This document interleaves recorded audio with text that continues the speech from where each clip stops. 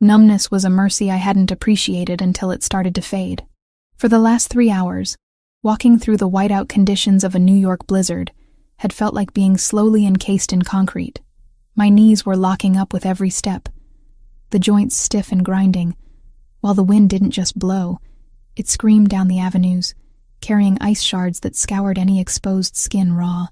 People called this the storm of the century, a meteorological event that had paralyzed the city that never sleeps.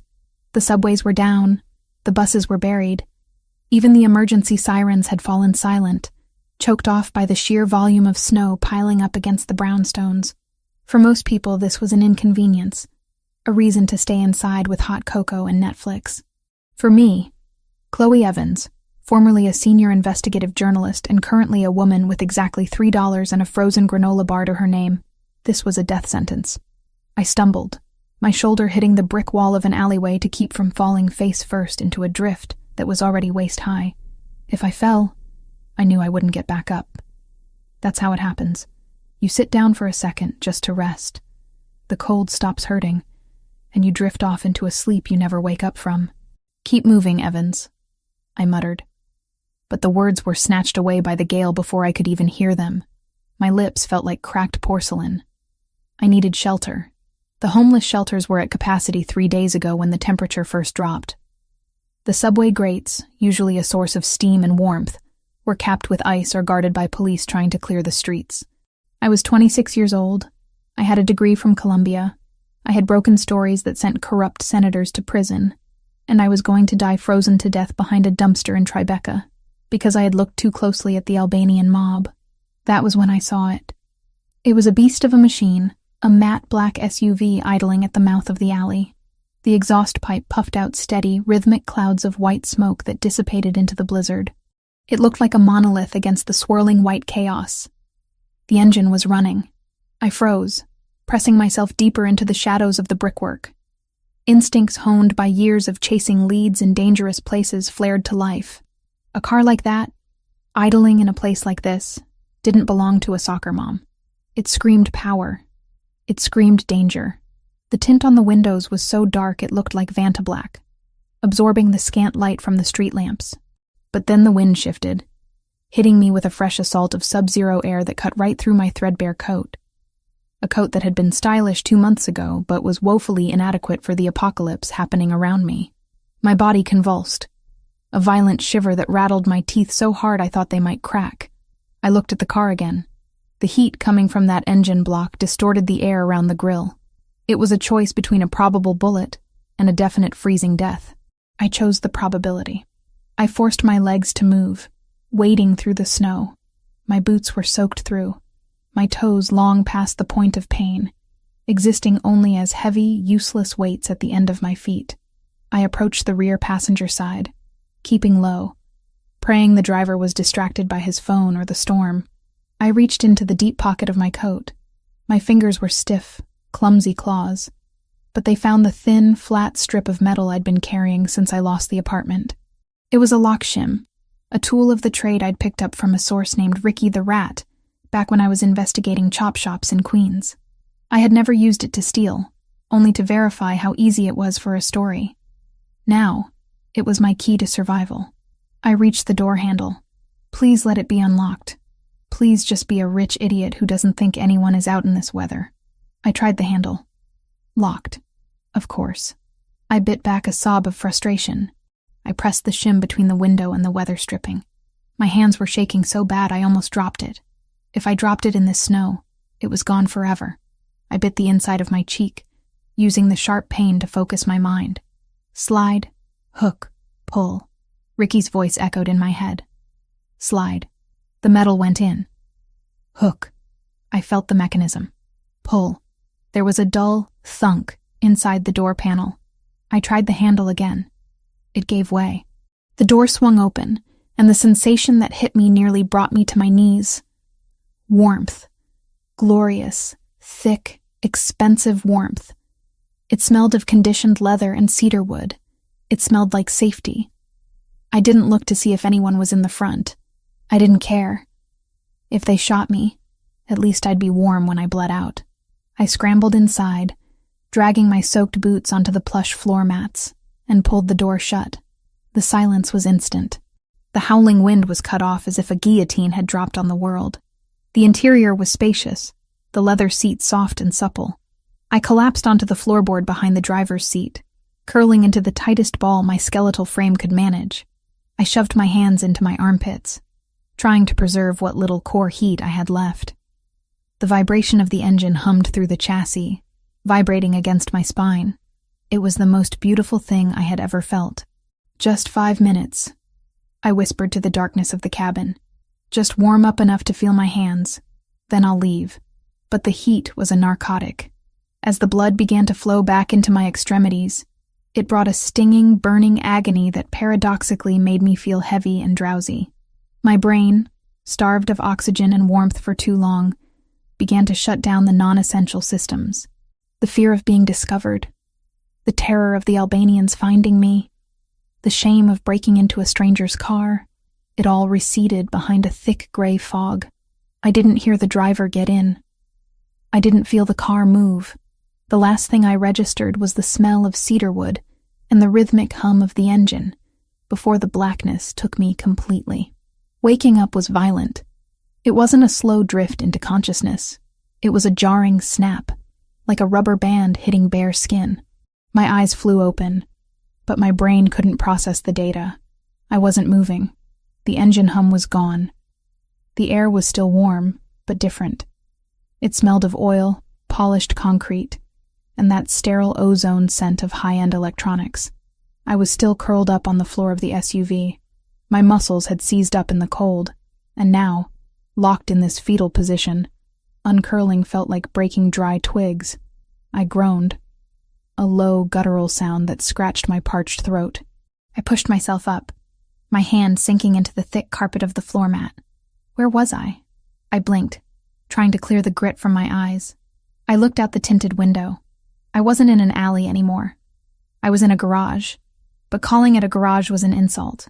It was a hangar. The floor was polished gray epoxy, gleaming under recessed lighting that cast no shadows. To my left, a sleek silver Aston Martin. To my right, a vintage Mustang that looked like it had rolled off the assembly line yesterday. In the distance, a workbench that looked more like a surgical prep station than a place to fix engines. Panic, cold and sharp, pierced through the lingering lethargy of sleep. I had passed out. The car had moved. I had been inadvertently kidnapped. I scrambled for the door handle, my heart hammering a frantic rhythm against my ribs. I shoved the door open and practically fell out onto the concrete floor, my legs tangled in the heavy fabric of my coat. I scrambled backward, crab-walking away from the vehicle, my breath coming in short, terrified gasps. I wouldn't run if I were you. The perimeter sensors are set to silent alarm. You make it 5 feet past the lifts, and the automated shutters seal the room. The voice came from everywhere and nowhere, bouncing off the hard surfaces of the massive room. It was deep, calm, and utterly devoid of emotion. It was the voice of a man who didn't need to shout to be obeyed. I froze, scanning the room. He stepped out from behind a concrete pillar near the elevator bank. Nicholas Versiani. I stopped breathing. I didn't need to ask who he was. I had a file on him 3 inches thick back in my burned-out apartment. 32 years old, head of the Versiani crime family. Ivy League educated, ruthless, and famously elusive. The tabloids called him the Prince of New York. But the police reports I'd read called him a ghost. He was wearing a charcoal 3-piece suit that fit his broad shoulders with architectural precision, the vest buttoned tight over a white dress shirt. No tie. The top button was undone, revealing a glimpse of tanned skin. He was tall, easily over 6'2", moving with a predatory grace that made the vast space of the garage feel suddenly claustrophobic.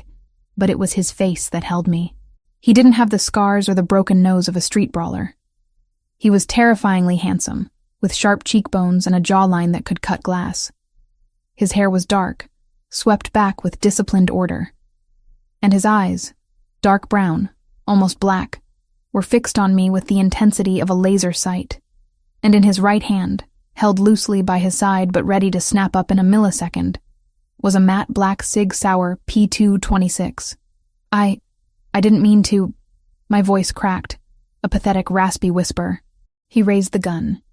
He didn't aim it at my head, but at my center mass. A professional. Stand up. I scrambled to my feet, swaying slightly. My boots were still damp, leaving ugly wet prints on his pristine floor. I felt small, dirty, and incredibly vulnerable in my oversized, grime-streaked coat. Hands where I can see them, he commanded. He walked closer, stopping 10 feet away, close enough to not miss, far enough that I couldn't lunge. You have 10 seconds to tell me who sent you. If you lie, I shoot you in the kneecap. If you stay silent, I shoot you in the other one. Start. No one, I said, my voice gaining a fraction of strength. I broke in for warmth. I didn't know the car would move. Lie, he said simply. The barrel of the gun dipped slightly. You used a shim to bypass the lock on a reinforced armored vehicle in under 20 seconds. You hid in the blind spot of the rearview mirror. You're a professional. I'm a journalist, I blurted out.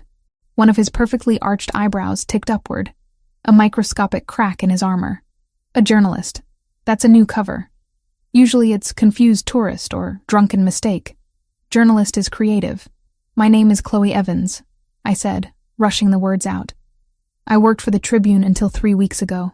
I cover organized crime. I know who you are, Mr. Versiani. He didn't blink. Knowing who I am isn't an insurance policy, Miss Evans. It's a liability. You're trespassing in a secure facility of a man who has many enemies. You're wearing rags, yet you bypassed a $60,000 security system on my car door. You smell like the streets, but you speak like the boardroom. You're an anomaly, and I don't like anomalies. He took a step closer. The air between us crackled with tension. I could see the calculation behind his eyes. He was deciding whether to interrogate me or just dispose of the problem. To him, I was a loose end. A potential assassin.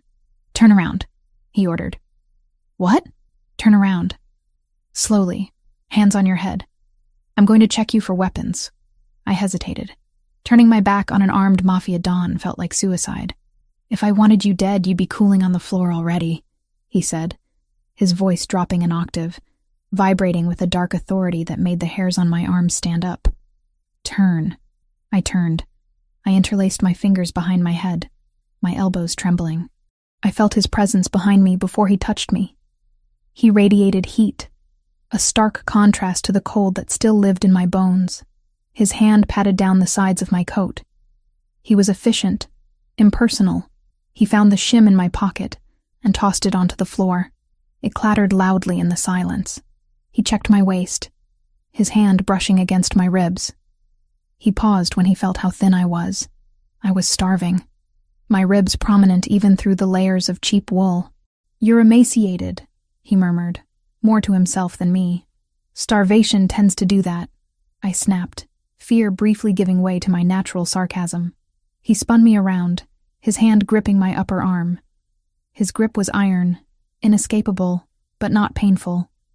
He looked down at me, his eyes searching my face, cataloging every bruise, every smudge of dirt, the desperation etched into my features. You have no wire, he stated. No gun, no knife, just a piece of scrap metal and a death wish. He holstered his gun. The movement was so smooth it was almost a blur. You're telling the truth about the break-in. No assassin would be this weak. He turned away, walking toward a panel on the wall. I'll have my security team escort you out. They'll drop you at a shelter. If I see you again, I won't be this polite. I wouldn't do that if I were you, I said. He stopped. He didn't turn around immediately. His shoulders tensed. Excuse me? You're going to the summit tonight, I said. The winter summit at the Pierre Hotel. Nicholas turned slowly. The indifference was gone, replaced by a cold, sharp focus. How do you know about that? I know the 5 families are meeting to discuss the port allocation, I continued, my heart thumping against my ribs like a trapped bird. This was it. The gamble. And I know that the Albanian syndicate has bought someone in your inner circle. They aren't just planning to disrupt the meeting, Mr. Vertiani. They're planning a massacre. He walked back to me, closing the distance until he was looming over me. The scent of him, sandalwood, gunpowder, and crisp, cold air, filled my senses. "Who?" he demanded. "I can't give you a name yet," I said, holding his gaze. It took every ounce of willpower I had not to look away from those abyss-like eyes. "But I have the proof. Encrypted proof. Where is it?" "Safe," I lied. It wasn't safe. It was in a locker that I hadn't paid for in a month, and the contents were likely to be tossed any day. But he didn't need to know that. "If you throw me out into that snow, or if your security team hands me over to the cops, that proof disappears. And tonight, you walk into a trap blind." He studied me. For a long, agonizing minute, the only sound in the garage was the ventilation system humming overhead. He was dissecting me, looking for the lie, weighing the risk. I saw his gaze drift to my hands, which were blue-tinged and shaking, then to my eyes, which I forced to remain steady. "You're blackmailing me," he said softly. "In my own house, while looking like you're about to collapse from hypothermia." "I'm negotiating," I corrected him. "I was an investigative journalist, Nicholas. I uncovered the corruption in the sanitation department last year. I know how to find things people want hidden. The Albanians burned down my apartment. They got me fired. They put me on the street. I want them dead just as much as you do." He tilted his head slightly. "You want revenge. I want my life back. And right now, you are the only person powerful enough to survive what's coming." He stepped back, running a hand through his dark hair. He seemed to come to a decision. He pressed a button on his watch. "Marco." He spoke into a small microphone on his wrist. My blood froze. Marco, the name I had seen in the encrypted logs. The man I suspected. "Yes, boss?" The voice crackled through the device. "Cancel the security sweep of the garage. I'm handling a mechanical issue. Prepare the guest wing, the East Suite." "Guest wing? Are we expecting company?" "We have an asset that needs debriefing." "And Marco?" "Yeah? Make sure the perimeter is sealed tight. No one in or out." "Understood." Nicholas lowered his wrist and looked at me. "You have my attention, Miss Evans. But know this. You are not a guest. You are not a charity case. You are an asset. As long as you are useful, you are safe. The moment you stop being useful..." He didn't finish the sentence. He didn't have to. "I can walk," I said, trying to step forward as he gestured toward the elevator. My legs, however, disagreed. The adrenaline that had sustained me during the confrontation evaporated, leaving behind the crushing weight of exhaustion and malnutrition. My knees buckled. The concrete floor rushed up to meet me. I braced for the impact, but it never came. Strong arms caught me before I hit the ground. Nicholas had moved with supernatural speed. One arm hooked around my waist, the other under my knees, scooping me up as if I weighed nothing. "Put me down," I mumbled, though my head was spinning so fast the room was a blur. "I can walk. You can barely stand," he said flatly. He didn't sound concerned, just factual. He turned and carried me toward the elevator. I was pressed against his chest. I could feel the hardness of his muscles beneath the fine wool of his suit. I could hear the steady, slow beat of his heart. It was infuriating. I was a strong, independent woman who had stared down corrupt politicians, and now I was being carried like a child by the head of the MAFIA. But as the elevator doors slid open and he stepped inside, the warmth of his body seeping into my frozen frame, I couldn't fight the wave of relief that crashed over me. I wasn't in the snow. I wasn't alone. He looked down at me, his face unreadable. "You said you have proof." "I do," I whispered, fighting to keep my eyes open. "Good," he said. The elevator began to rise. "Because if you're lying, the snow will be the least of your problems." He shifted his grip slightly, pulling me closer to his chest to fit through the doors. For a split second, his chin brushed against my forehead. The contact sent a jolt through me that had nothing to do with the cold. "I'm keeping you now," he murmured, the words low and vibrating through his chest against my ear. "What?" I asked, unsure if I had heard him correctly through the haze of exhaustion. "Until I verify your intel," he said, his voice returning to its professional, cold tenor. "You belong to the family. No one touches you. No one speaks to you. You are mine to deal with." The elevator chimed. The doors opened to a hallway that looked more like a museum than a home. I had survived the blizzard. I had survived the break-in. But as Nicholas Versiani carried me into the heart of his fortress, I realized the real danger was just beginning. I had traded the indifference of nature for the focused attention of a predator, and God help me, I felt safer in his arms than I had felt in 3 years. "Don't get comfortable, Evans," he said, stepping into the corridor. "I never do," I replied, and let the darkness take me again. The elevator ascent was smooth, a seamless glide that defied gravity, but my stomach still lurched with every floor we passed. Being held against Nicholas Versiani's chest was a study in contrasts. The expensive wool of his suit scratched softly against my frozen cheek, while the heat radiating from him felt like a furnace against a block of ice. I tried to hold myself stiff, to maintain some shred of dignity, but my body betrayed me.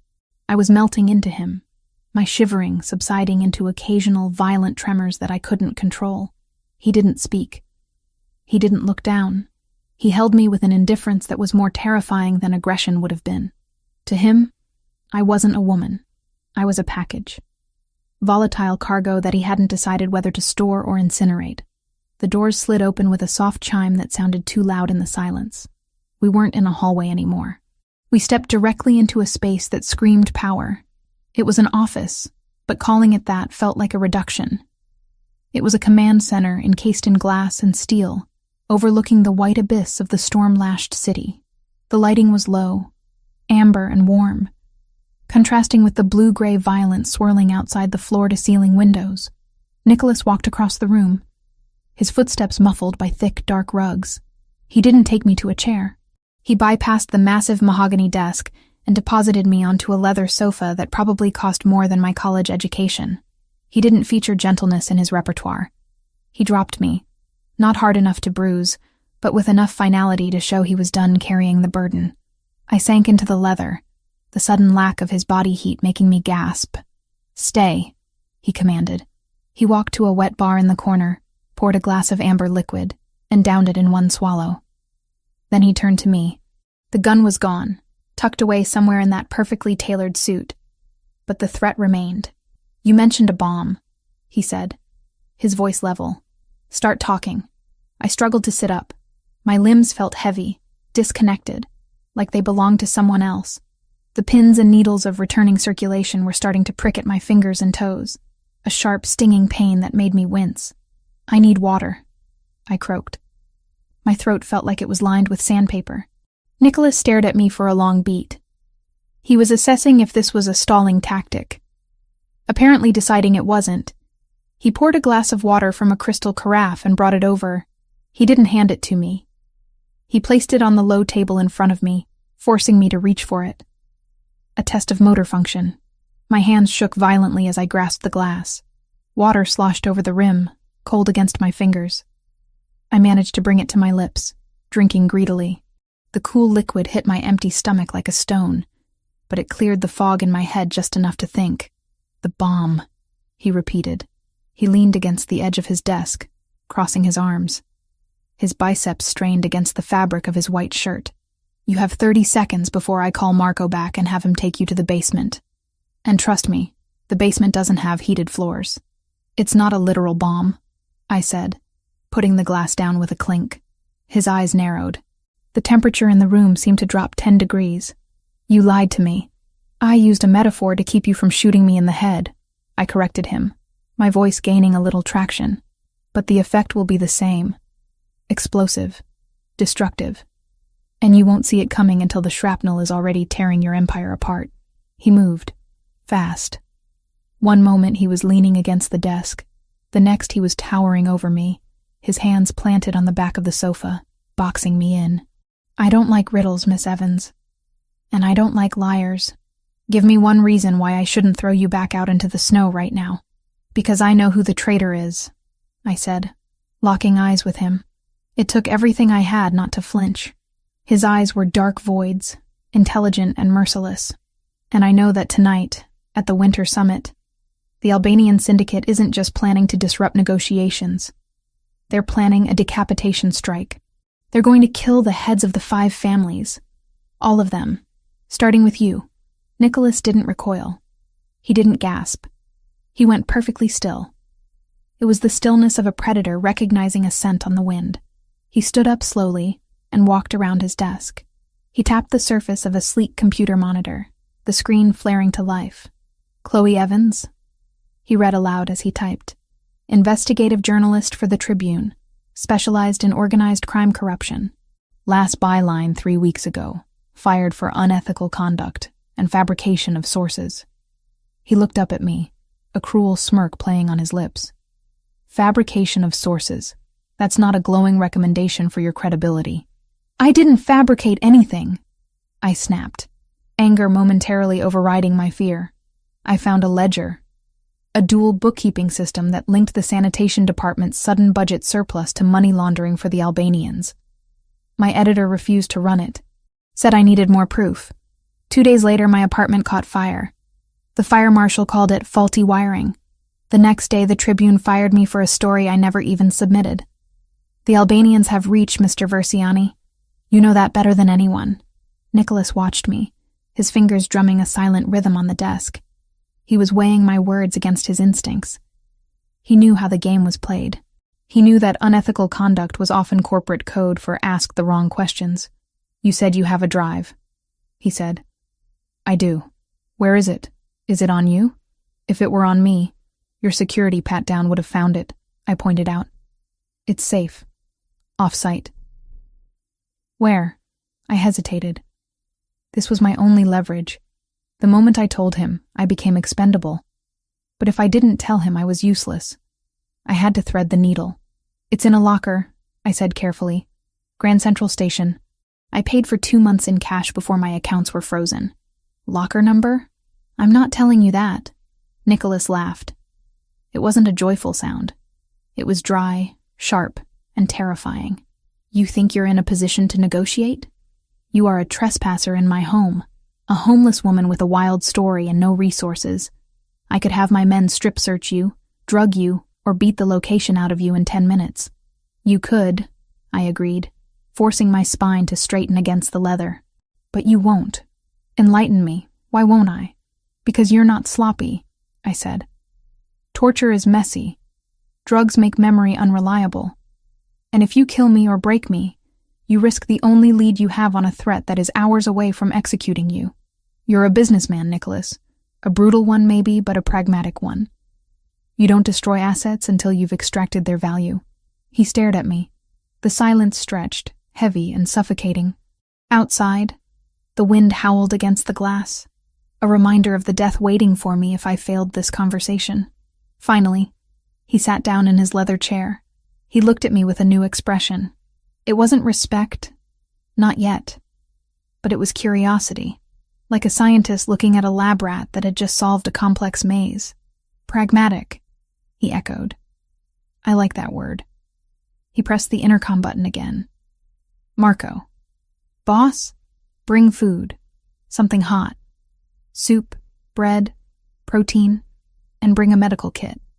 "Medical kit? Is the girl hurt?" "She's freezing to death. Just bring it." He cut the connection and looked back at me. "The drive is in a locker at Grand Central. You have the key?" "It's a combination lock," I lied. It was actually a digital code I had memorized, but a key could be taken. A combination had to be given, and I'm the only one who knows it. "Of course you are." He leaned back, steepled his fingers. "So, here is the situation, Chloe.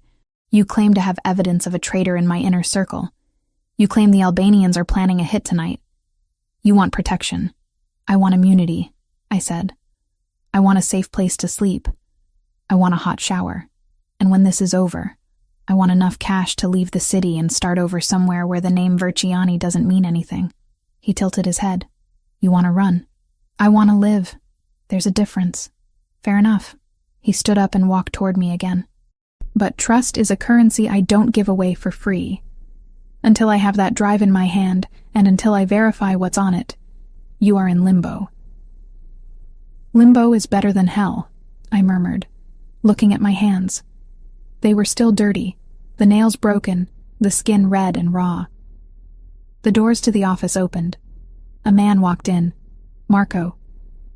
I stiffened, He was older than Nicholas, broader, with a face that looked like it had been chiseled out of granite. He carried a silver tray with a steaming bowl and a plate of bread. "Put it there." Nicholas gestured to the table in front of me. Marco set the tray down. He looked at me with open disdain. To him, I was street trash staining the furniture. He didn't know I suspected him. He didn't know I had seen his name in the encrypted logs the accountant had left behind. Meeting with Monsieur Versiani, 22-1. I kept my face neutral. If I showed fear or recognition, he might realize I knew. And if the traitor realized I knew, he would kill me before Nicholas could verify anything. "Anything else, boss?" Marco asked, turning his back to me. "No. Get the car ready. We leave for the summit in 2 hours. The weather isn't letting up, so take the heavy armored unit." "The summit hasn't been cancelled?" Marco asked, a flicker of surprise in his tone. "The roads are a disaster. The commission doesn't care about snow, Marco.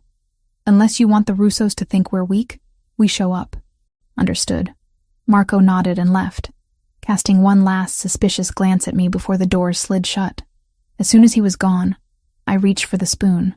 My hand was shaking so bad I could barely hold it. "Slowly," Nicholas said.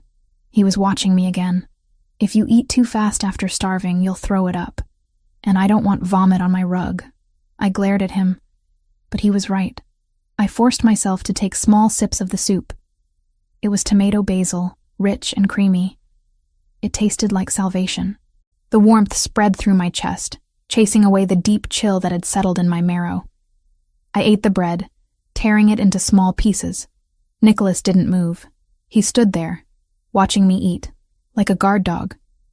Or a jailer. "Why didn't you just steal the car?" he asked suddenly. I paused, spoon halfway to my mouth. "What? You had the door open. The keys were in the ignition. It's a push to start. The fob was in the console. You could have driven away. Sold it to a chop shop for 50 grand. Why didn't you?"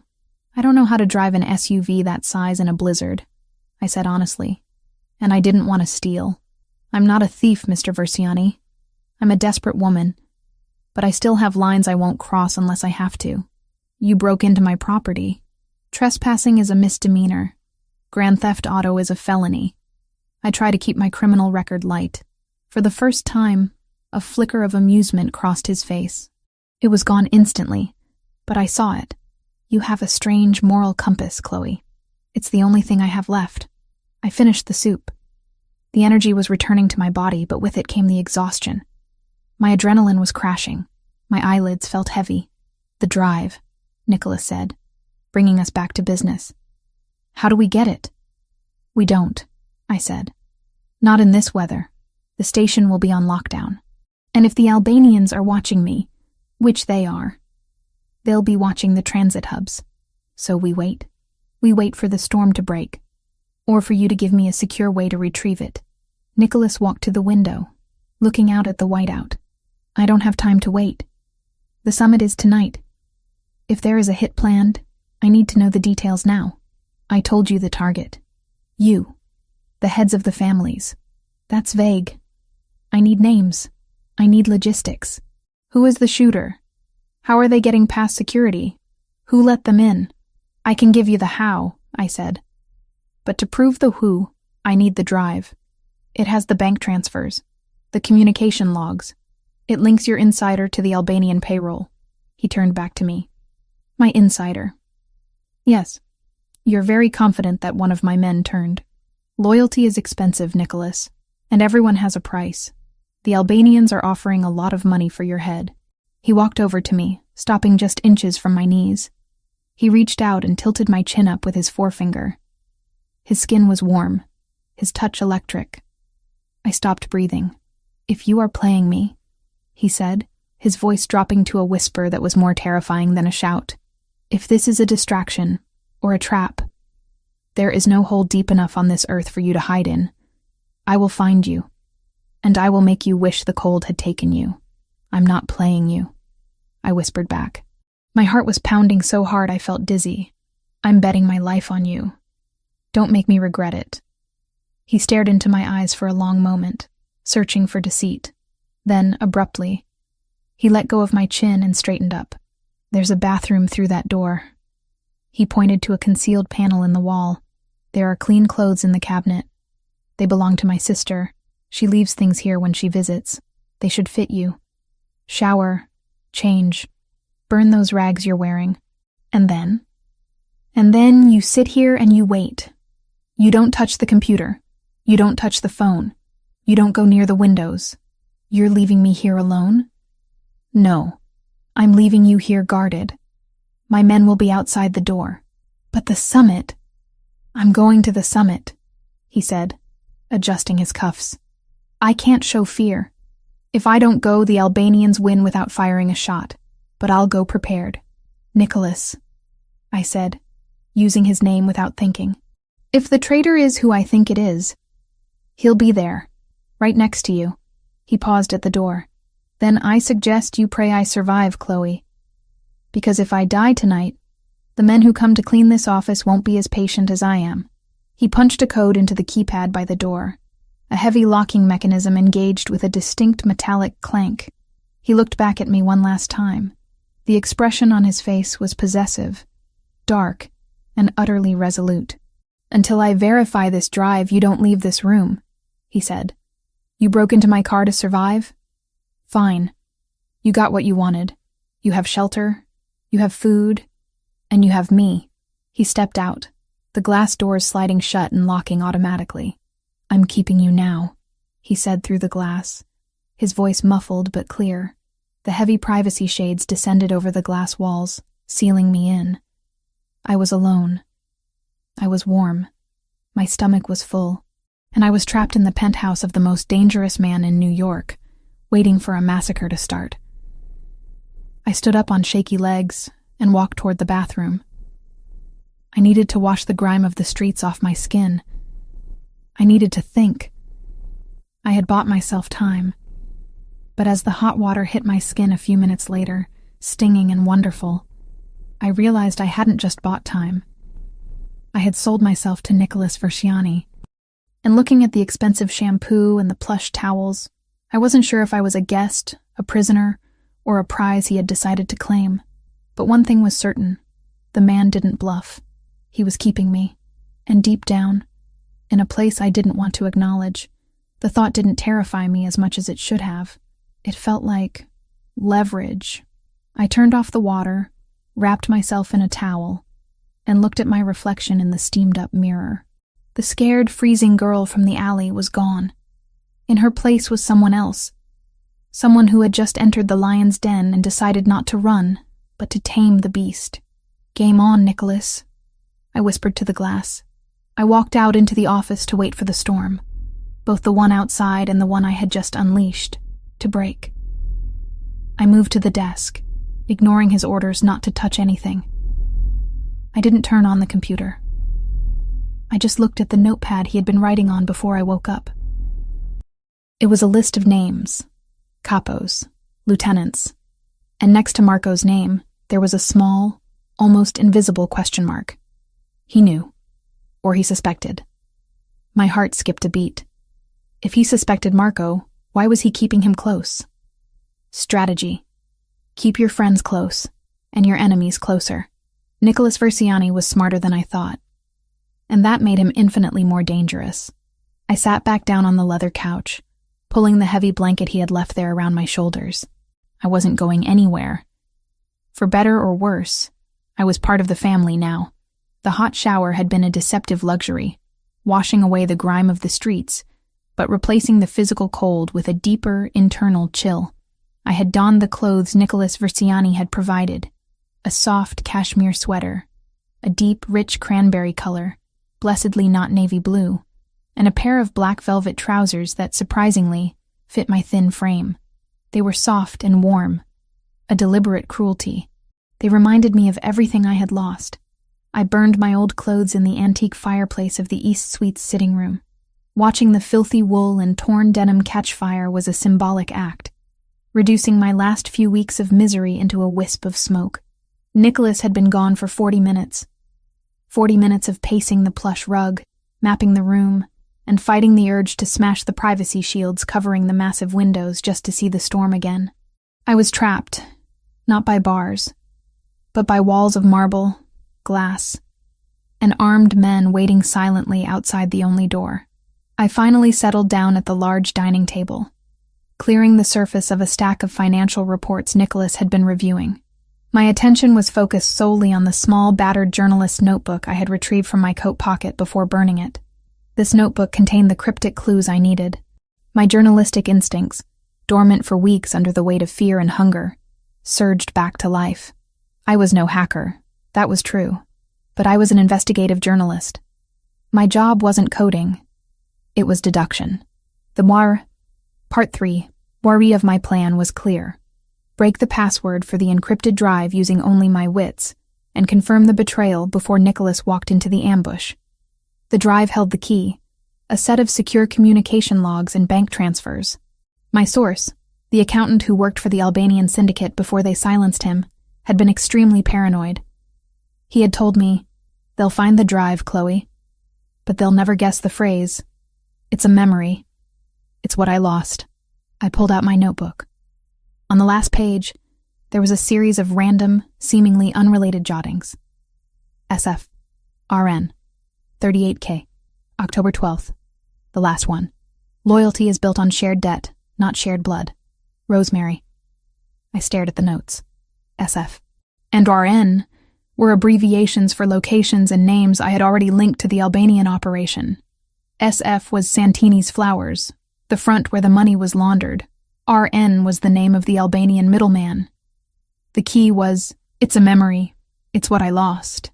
The accountant, I recalled, was always talking about his family. His wife, Rosemary, had died a year ago. I opened the elegant black laptop Nicholas had left on his desk, ignoring the silent alarm it surely had, and plugged in the drive I'd found in my coat lining. The encryption program launched immediately, demanding a passphrase.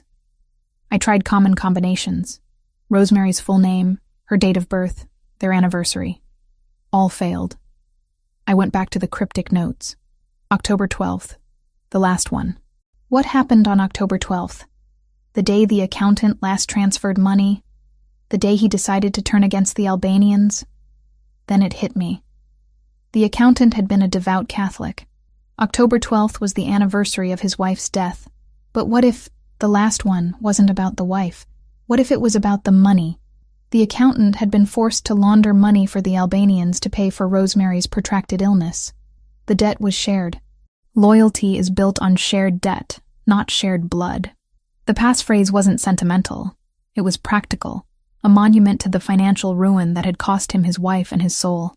I thought about the money. 38K, the final medical bill. The sum he had to pay before the Albanians released his debt, but too late to save her. I typed carefully, my fingers hovering over the keys. Rosemary 38. Key. Access granted. A rush of adrenaline washed over me, stronger than any hot cocoa. I had done it. My deduction, my memory of the case details, had won against a powerful encryption. The screen flooded with data, thousands of lines of code, transfer receipts, and, most importantly, secure server communication logs. I ignored the numbers, focusing on the names and dates. I quickly cross-referenced the Albanina communications with the Versiani internal log structures. And there it was, glaringly obvious. A series of encrypted messages detailing the location of the Winter Summit and the names of key Versiani personnel, all forwarded from an internal server to an unknown, untraceable Albanian address. The sender's IP was masked, but the account login wasn't. It belonged to the user, M.V.K., Marco Versiani, Nicholas's cousin and consigliere. The blood ran cold in my veins. The man who had been in this very room just 40 minutes ago, the man who had looked at me with such contempt, was the viper in Nicholas's nest. I hadn't just suspected him. I had the proof.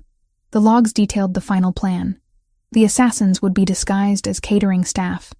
They would use the confusion of the sudden blizzard, which had, thankfully, begun to abate, allowing the summit to proceed, to breach the security perimeter, knowing the usual routes would be slower due to the weather. The attack was scheduled for 8 p.m. I glanced at the antique clock on the mantelpiece. 7:30 p.m. 30 minutes. Nicholas had left. He was driving straight into the trap, escorted by the very man who was feeding the target information to the enemy. Panic threatened to overwhelm me. I couldn't just sit here and wait. My utility was about to expire, and if Nicholas died, Marco would ensure I was eliminated as a liability, proving I was right.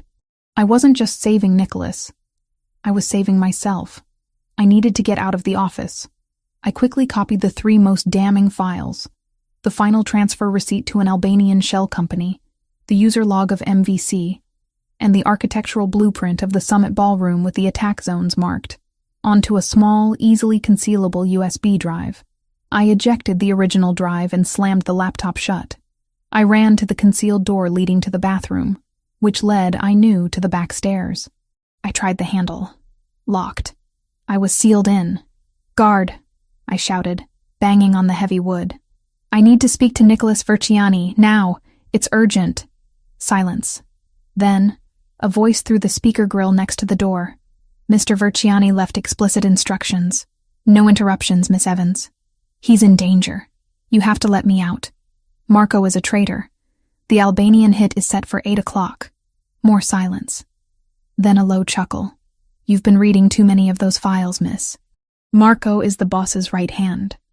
Everything is under control. He would still log the disturbance. Protocol demanded every wild accusation be written down. But his tone made it clear he heard noise, not a real threat. They wouldn't believe me.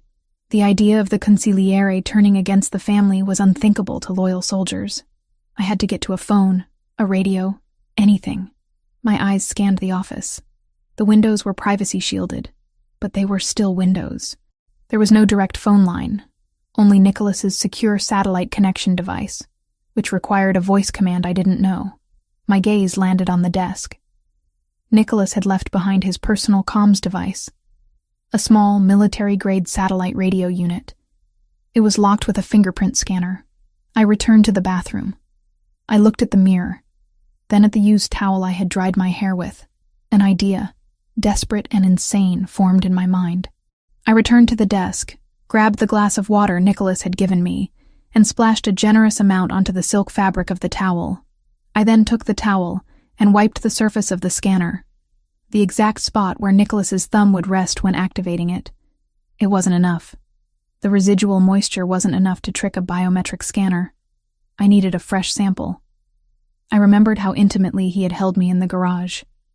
His fingers had pressed against my arm, my chin. I had leaned against his chest. I searched the area where he had been standing, leaning against the desk. Nothing. Then I saw it. The coffee table where he had downed his drink. The rim of the crystal glass held a faint smudge of condensation, and a minuscule transfer of oils from his lips. I carefully used the wet corner of the towel to lift the invisible residue from the glass. I then pressed the damp, residue-laden patch of towel to the fingerprint scanner. The screen flashed. Green. Access granted.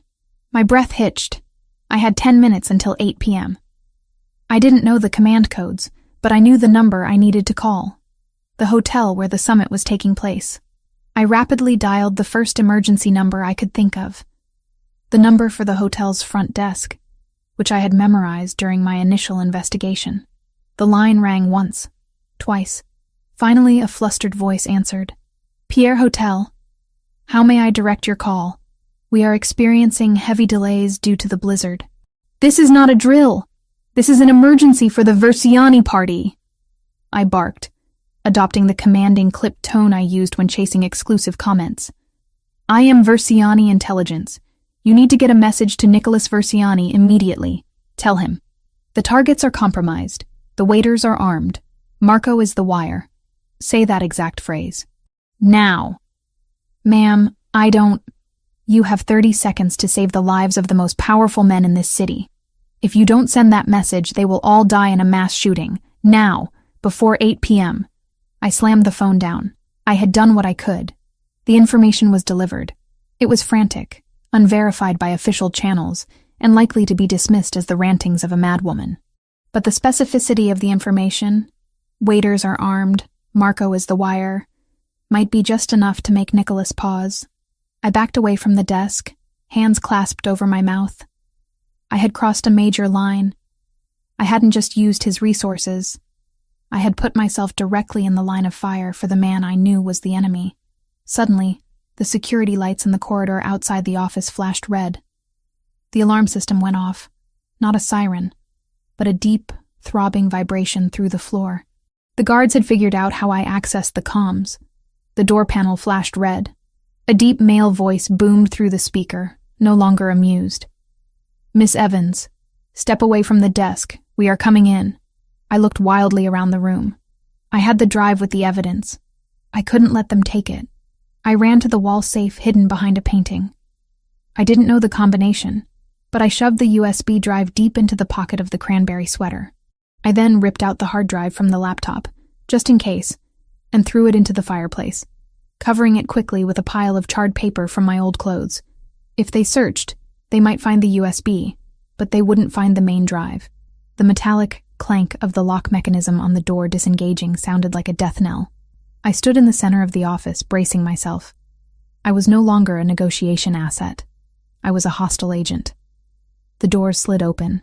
2 huge men in black tactical gear burst in, weapons raised. "Hands up! On your knees now!" one of them shouted. I raised my hands, my green eyes fixed on the door, praying I had done enough to save the one man who had given me sanctuary, even if that sanctuary was only a cage.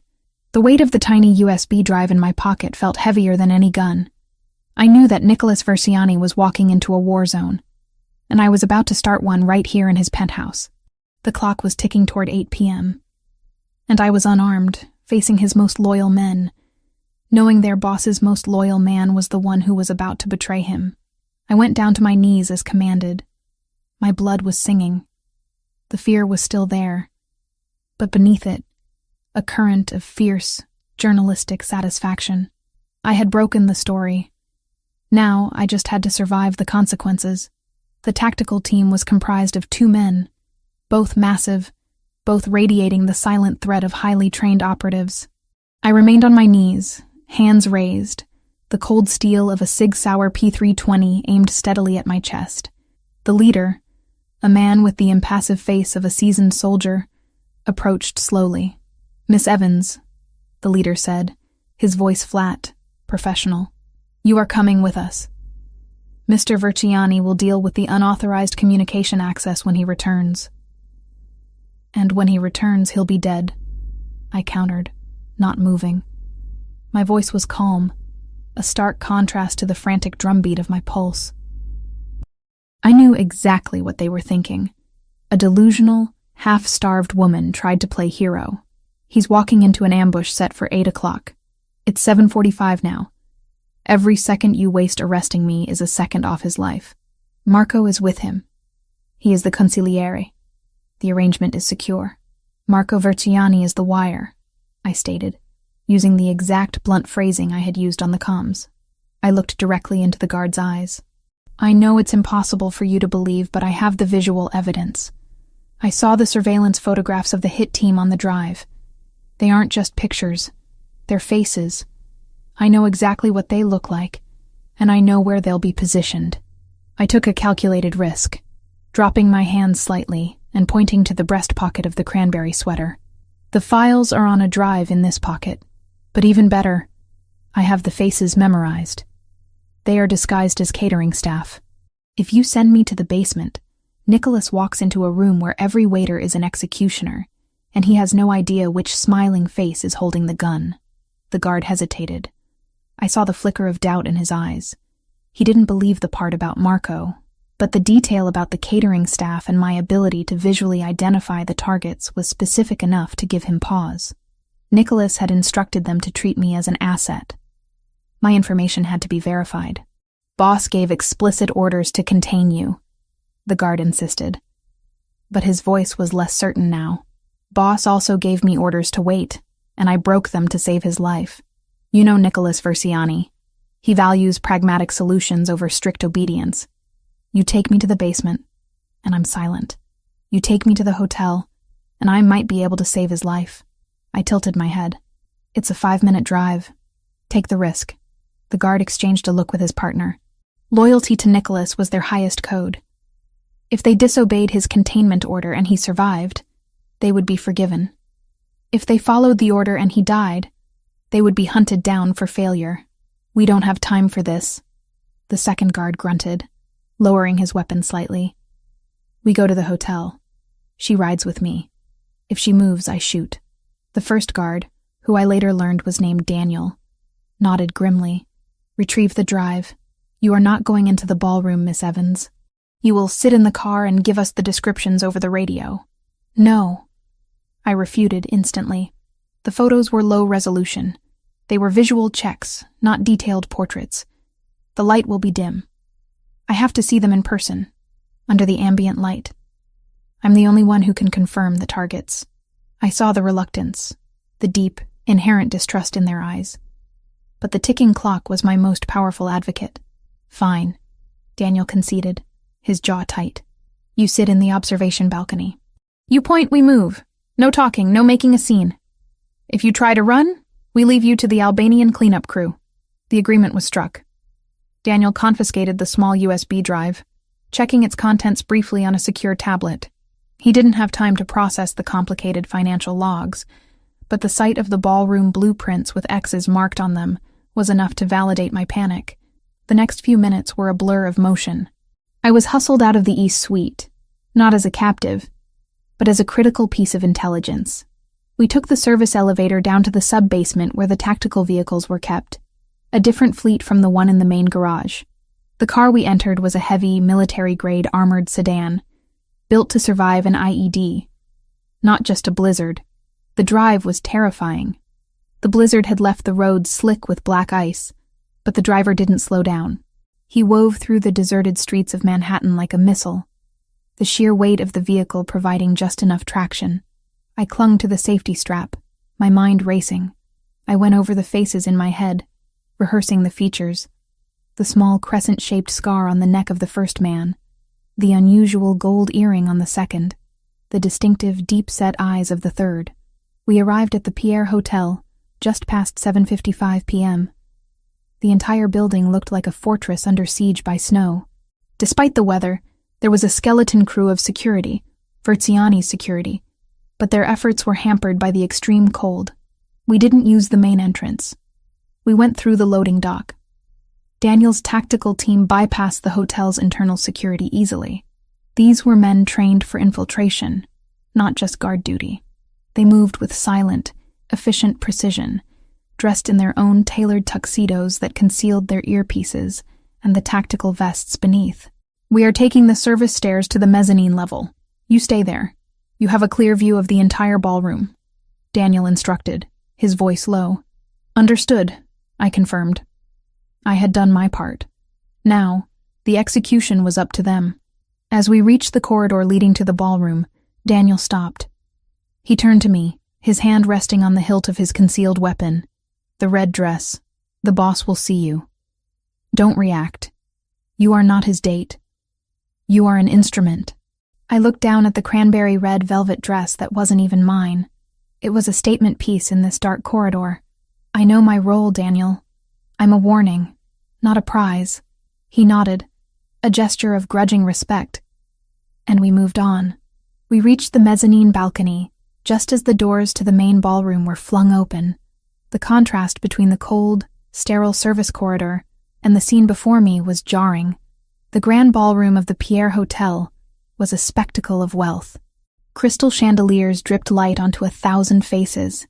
The air was thick with the scent of lilies and expensive champagne. Men in flawless tuxedos and women in glittering gowns circulated around round tables covered in pristine white linen. This was the Winter Summit, the gathering of the 5 families, masquerading as a high society event. My eyes snapped past the glittering crowd, ignoring the opulence. I scanned the room with the practiced detachment of a hunter. I was looking for the abnormal, the things that didn't belong. I found Nicholas Verziani almost immediately. He stood at the head table on the raised dais, a central figure in a cluster of older, powerful men. He was speaking with a man whose profile I knew instantly, Marco Verziani, his cousin and consigliere, standing right beside him. Marco looked relaxed, smiling, performing his role as the trusted second-in-command, the viper warming itself in the sun. My attention focused on the catering staff. They were the key. The kitchen doors swung open, and a stream of waiters emerged carrying trays of plated appetizers. They were all young men, dressed identically in crisp white shirts and black bow ties. "Target 1," I whispered into the tiny microphone Daniel handed me, my voice tight, near the south exit door, setting down a tray. He has a small, dark crescent-shaped scar on the left side of his neck, just below the collar. He's looking at Nicholas, not his tray. Daniel's hand immediately went to his earpiece. "Target 1 confirmed. Scarred male, south exit, hold position." I continued my scan. "Target 2, near the bar, talking to the bartender. He's wearing an unusual, chunky gold hoop earring in his left ear. It's unprofessional for a waiter. He's trying to hide it under his hair." He just made eye contact with Marco. "Target 2 confirmed. Bar position. Do not engage yet." My eyes swept to the main dais. The third target, the most dangerous one, was usually placed closest to the principal. He was supposed to be a familiar face. And then I saw him. Near the back of the dais, standing behind the head table, was a waiter with an air of cold confidence that didn't match the forced smile on his face. He was clearing plates, but his deep-set dark eyes were tracking Nicholas's movements with intense surgical precision. "Target 3. Immediately behind the head table, black hair, deep-set eyes, clearing plates. He is too calm. He's the primary shooter." My voice was barely a breath. "And Daniel. He's within arm's reach of Marco. Marco is the signal."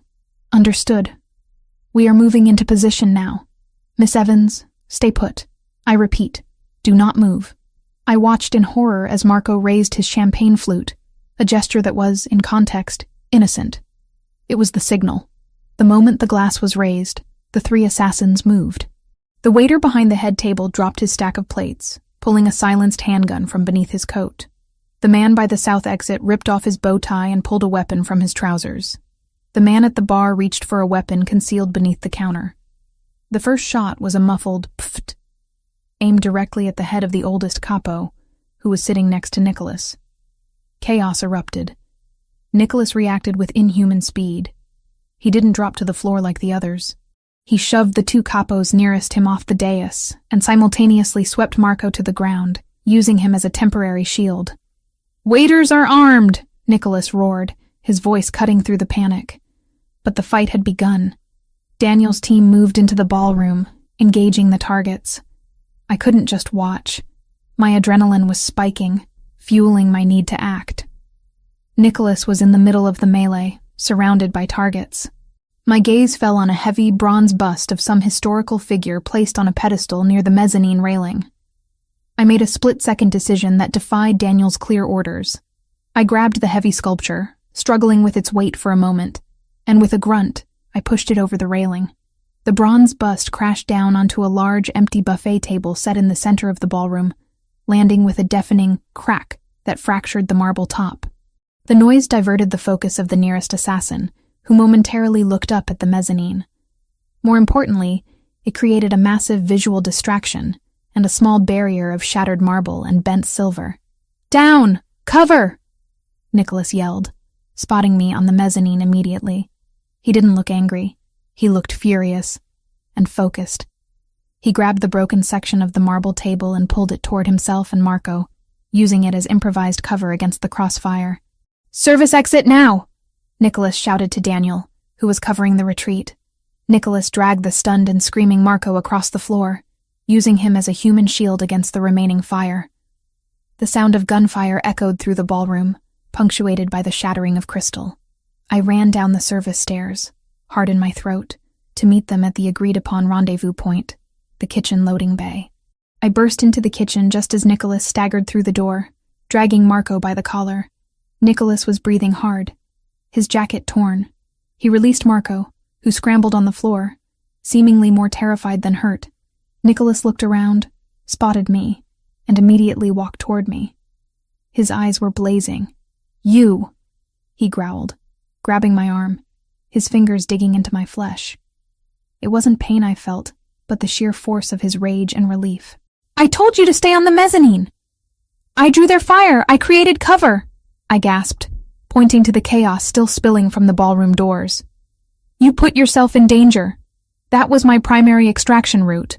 He was shaking with adrenaline. He scanned me quickly, checking for blood, his fierce eyes taking in the red dress. Just as Daniel and his team rushed into the kitchen, the door leading outside burst open. More Albanian reinforcements, alerted by the gunfire, had managed to break through the blizzard-hampered exterior security perimeter. "They're flanking us," Daniel shouted, firing over Nicholas's head to hold the doorway. Nicholas didn't let go of me. He pulled me close, tucking me tight against his back, his body a solid wall of muscle and anger. He didn't use Marco as a shield anymore. He was protecting me. He pulled a second, smaller gun from an inner pocket, a backup, and began returning fire with smooth, deliberate movements. The kitchen, with its stainless steel surfaces and sharp corners, became a kill zone. I was pressed so tightly against him that I could feel the vibrations of his gunshots through his ribs. I inhaled his scent, expensive cologne mixed with the sharp metallic tang of gunpowder. "Stay with me, Evans. You don't move," he commanded, his voice raw. "I won't!" I shouted back, focusing on the tactical situation, not the terror. Nicholas saw an opportunity. One of the catering delivery vans, a battered white thing, was parked by the loading bay. "Marco, get in the van, now!" Nicholas ordered his cousin, who was still huddled on the floor. Marco scrambled toward the van, still shaken by the close call. "We need the armored unit," Daniel shouted over the noise of the battle. "Too slow, too obvious. We use the van. Marco, drive," Nicholas shouted, emptying his clip into the kitchen doorframe. Nicholas pulled me, still pressed against his back, toward the delivery van. He shoved me into the passenger seat, his hand cupping the back of my head protectively as he forced me down. He slid into the driver's seat and immediately started the engine. "Marco, where are you going? We need to go home," Nicholas yelled into his comms. Marco was frozen behind the wheel, staring wide-eyed at the chaos. He was useless. "Get out!" Nicholas roared, shoving Marco out of the driver's seat and into the back of the van.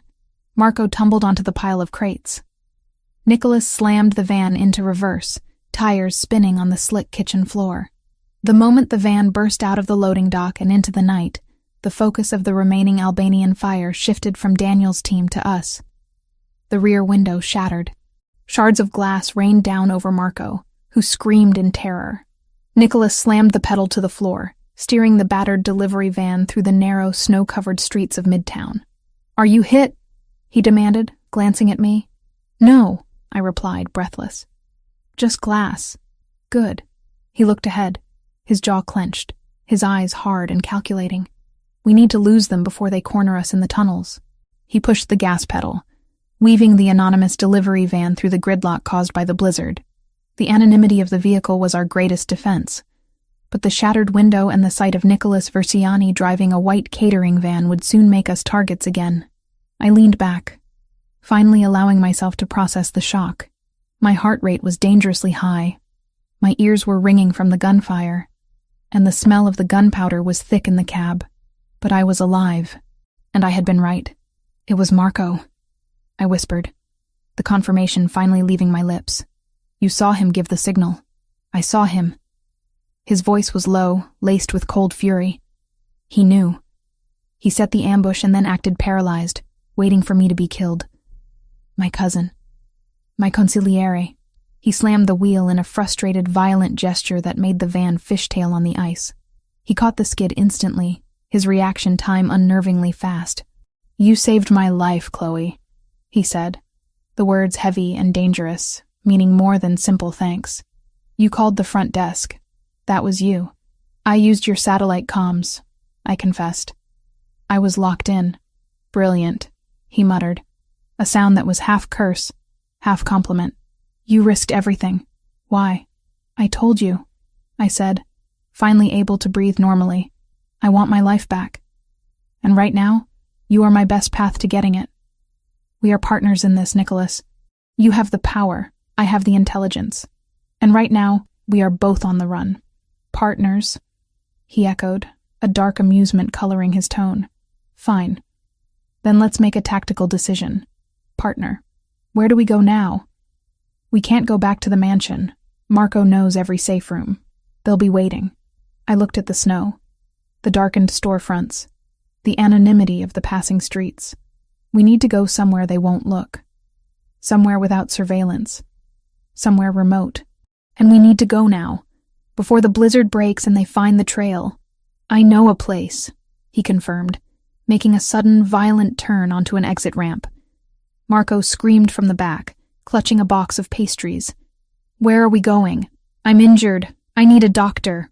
Nicholas glanced into the rearview mirror, his face a mask of stone. You're going to be fine, Marco. You're going to lead us right where we need to be. He looked at me one last time, his eyes burning with a dark, resolved intensity. You saved me from the trap, Chloe, he said. Now, we deal with the consequences together. You wanted a fortress? You got one. You wanted security? You'll have it. The van sped out of the city lights and onto the isolated, snow-choked highway. I glanced back at the terrified heap of Marco in the rear, then at the strong, capable profile of Nicholas Verziani. The chaos was over, but the reckoning had just begun, and I was exactly where I needed to be. I had not only proven my worth, but had bound myself to him in the desperate, shared violence of survival. The battered white delivery van, once a symbol of kitchen anonymity, was now a loud, skidding beacon of distress on the snow-choked highway, heading north out of the city. The chase cars from the Albanian faction had been lost in the dense traffic jams leading out of Manhattan, but Nicholas Verziani drove with the fierce conviction that they would not be fooled for long. The cab of the van was a study in chaos and adrenaline. The freezing wind screamed through the shattered rear window. Shards of glass still dusted the seats and floor. I was huddled against the passenger door, my hands gripping the dash, my eyes fixed on Nicholas's profile. His jaw was set hard, his dark eyes constantly scanning the mirrors and the road ahead. In the back, Marco Verziani, the treacherous consigliere, was a pathetic, whimpering heap. He had been thrown onto a crate of catering supplies, mostly linen and plastic containers, and was now cradling a collection of broken pastries, sobbing over the supposed pain in his arm. I need a hospital, Nikki. I think my arm is broken. Marco whined, his voice thick with fear, completely unconcerned with the life-and-death situation he had created. Nicholas didn't spare him a glance. You need a bullet, Marco. But that can wait. The contempt in Nicholas's voice was chilling. It wasn't just the cold anger of a boss betrayed. It was the deep, visceral hurt of a brother betrayed. Marco was blood, and that made the treachery absolute. We need to get off the main roads, I advised, leaning closer to Nicholas. My voice was hoarse from screaming during the shootout. The van is too visible. They'll ping it on traffic cams as soon as the gridlock clears. I know a place, Nicholas said, making a sharp turn onto a narrow, unpaved road that was barely visible under the accumulated snow. The van skidded violently, the tires losing traction in the deep powder, but Nicholas corrected it with practiced ease. It's a hunting cabin, built by my great-grandfather. It's not on any official record. No power lines, no cell service. Good, I responded, nodding. The isolation is our only defense. Marco knew every safe room in the city, but would he know a family relic like a hunting cabin? He hated the country, Nicholas stated, a cruel smile touching his lips. He thought it was beneath him, but he spent every Christmas there as a child. He knows it, and that's why we're going. I blinked. You're taking us to a place the traitor knows? It's a calculated risk, a partner, he explained, accelerating carefully up a winding hill. He knows the location, but he doesn't know the state of my mind. He thinks I'll hide in a mansion in Jersey. He'll never expect me to use the most exposed location I have. It buys us time. I didn't argue. His logic, cold and razor-sharp, was undeniably sound. My job was to assess intelligence. His was to assess threat levels and strategy. His strategy was to confront the threat, not avoid it. The drive lasted another agonizing hour, climbing higher into the desolate, snow-covered mountains outside the city limits. The roads became worse, forcing us to abandon the delivery van in a snowdrift off the main path. The last leg of the journey was on foot. Nicholas pulled a survival bag from under the van's seat, containing a small medical kit, a high-powered flashlight, and a few clips of ammunition. He shoved the flashlight into my hands. Move, he commanded. He grabbed Marco, who was still moaning theatrically, and hauled him out of the back of the van like a sack of garbage. "Nicky, I can't walk. The snow is too deep," Marco pleaded, sinking up to his knees in the drifts. Nicholas didn't reply with words. He simply backhanded his cousin across the mouth, a quick, sharp slap that snapped Marco's head back and silenced his whining instantly. "You caused this blizzard, Marco. You walk, or you stay here and freeze." Marco stumbled forward, terror now a greater motivator than pain. The cabin appeared suddenly, a squat, dark silhouette of rough-hewn logs against the relentless white landscape. It was nestled deep in a clearing, utterly alone. The air was frigid, still stinging my lungs, but the wind had died down, replaced by an ominous silence. Nicholas used a specific sequence on an old iron padlock to open the heavy front door. We tumbled inside, out of the snow.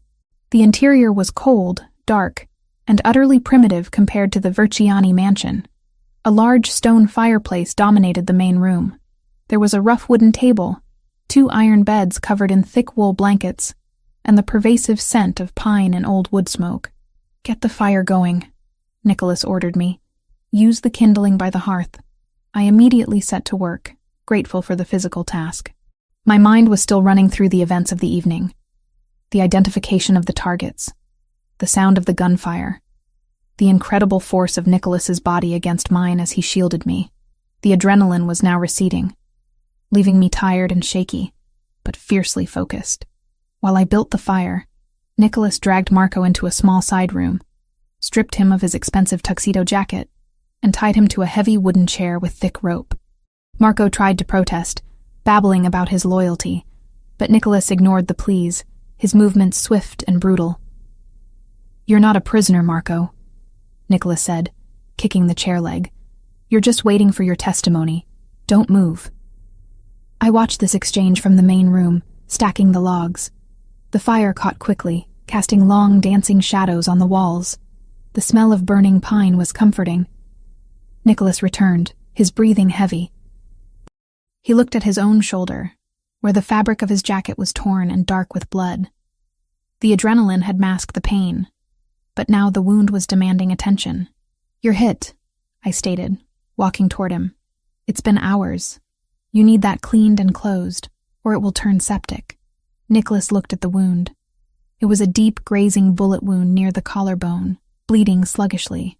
"I need my capos, not a nurse." "You have me," I countered, pulling the small medical kit from the survival bag he'd brought. I opened it on the wooden table. "I told you, I covered conflict zones. I know how to do this." "Sit."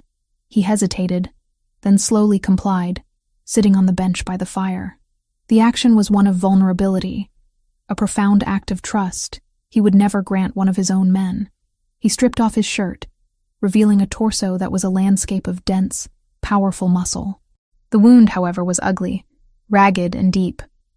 I took control, my journalistic pragmatism overriding any squeamishness. "This will hurt. I have to clean the site." I soaked a gauze pad in the last of the cabin's vodka, the only antiseptic available. I didn't ask for permission. I pressed the soaked pad directly onto the wound. Nicholas clenched his jaw, sucking in a sharp breath, but he didn't make a sound. His hand gripped the edge of the wooden bench so tightly his knuckles turned white. "Why are you doing this?" he finally ground out, his voice low and tight with controlled pain. It wasn't the cynical, "Why do you care?" from the city. It was a raw question asked in a moment of physical agony. "Because if you die, Marco kills me," I said, focusing on cleaning the wound meticulously. "And I don't want to die here in the cold next to a stove. I'm invested in your survival, Nicholas. We are partners in this, remember? Partners," he repeated, his eyes burning into mine. The heat of the fire, the alcohol on his skin, the shared tension, it all amplified the electricity between us. I continued cleaning, then applied antibiotic ointment. The final step was closing the wound. There were no sterile sutures. I found a tube of fast-drying, medical-grade adhesive, a kind of superglue, in the tiny kit. "I'm using this to close the wound," I informed him, holding up the tube. "It'll hold the skin together. It's better than leaving it open to the elements." "Do it!" he commanded. I squeezed the adhesive carefully along the edges of the gash. It stung, and his body tensed, but he remained silent, watching my face. My focus was absolute, my green eyes fixed on the task. I wasn't just patching him up. I was solidifying our bond, making myself indispensable. Once the adhesive had dried, I applied a thick padded dressing and secured it with medical tape. "Stay warm," I ordered, stepping back. "Don't move that arm more than you have to. You're stable." He ran a careful hand over the dressing, testing the tension. "You're more than a journalist, Chloe Evans. You're a medic." "Where did you learn that?" "Covering conflicts," I replied, putting the kit away. "You learn quickly what's important. Clean water and trauma care. The rest is negotiable." He didn't put his shirt back on. He looked too powerful, too vital, sitting there with the firelight playing over the hard planes of his chest, his dark eyes fixed on me. The isolation had stripped away the facade of the powerful businessman. He was a warrior, temporarily wounded. "Marco said they tracked the car," he said, changing the subject, his voice dropping to a conspiratorial murmur. "He knew this cabin. He must have used a tracker on the van itself, or he saw us turn off the main road. It doesn't matter how he knew," I said, sitting on the floor opposite him, feeling the warmth of the stones through the thin trousers. "The point is, the safe house isn't safe. And we only bought ourselves a few hours before he realizes you didn't kill him, and he finds a way to contact the Albanians. He doesn't have a phone," Nicholas pointed out. "But he has his mind," I countered. "He'll send signals. He'll find a way." The tension in the cabin was palpable. It wasn't the sharp, fearful tension of the city, but a heavy, charged atmosphere brought on by shared risk and intimacy. We were two animals in a den, waiting for the hunters to arrive. "Why didn't you leave New York when you had the chance?" Nicholas asked, his gaze intense. "When the Albanians burned your apartment, you should have run to the other side of the country. You had evidence. You could have gone to the FBI. The FBI is compromised," I replied instantly. That was the final story I was working on, linking the Albanina funds to the Bureau's pension fund. I had no money, no ID, and the people hunting me were global. Running sideways was pointless. I decided to run towards the biggest shield I could find. You. A slow smile, dangerous and acknowledging, stretched across his lips. "So you admit that your negotiation was always about protection."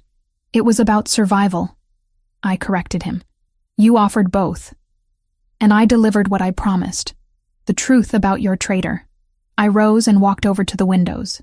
They were small, leaded panes, still thick with frost. I rubbed a circle of condensation away, peering out into the silent, frozen darkness.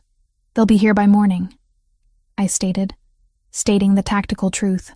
"We need a new plan. A way to contact your loyal capos without using any channels Marco might have compromised." Nicholas stood up, moving carefully to avoid stressing the wound. He walked toward me, stopping right behind my shoulder. The warmth of his body was immediately noticeable, a powerful, comforting presence in the icy room.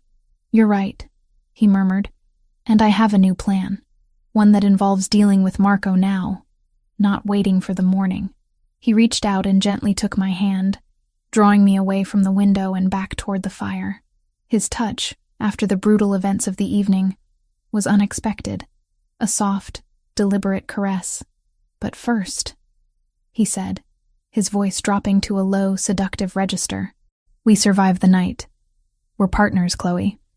We've proven we can survive a war zone. Now, let's see what we can build when the guns are silent." He looked at me with an intensity that transcended the simple physical attraction. It was the recognition of a shared trauma, of two competent minds finding refuge in each other. The fire crackled, warming the small, isolated space. Outside, the blizzard held the world captive. But inside the old cabin, the flames of a far more dangerous relationship were just beginning to catch. The cold was outside. The heat, the danger, and the shared survival were here, in the heart of the Versiani past. The most secure place, paradoxically, was the one that was about to be surrounded. The intense calm that had settled between Nicholas and me after I tended his wound was a dangerous illusion. It was the eye of the storm, not the end of the blizzard. The heat from the fireplace baked the cold out of the cabin walls, turning the small room into a cocoon of warmth, but the security was brittle. Marco Verciani, the traitor, was tied up in the next room, a constant, screaming reminder of the war that was coming to our door. We spent the time immediately following the medical triage in a tense, silent assessment of our surroundings. Nicholas, though weakened by the blood loss, moved with a warrior's economy. I, fueled by the soup and the successful application of my field medic training, felt sharp and focused.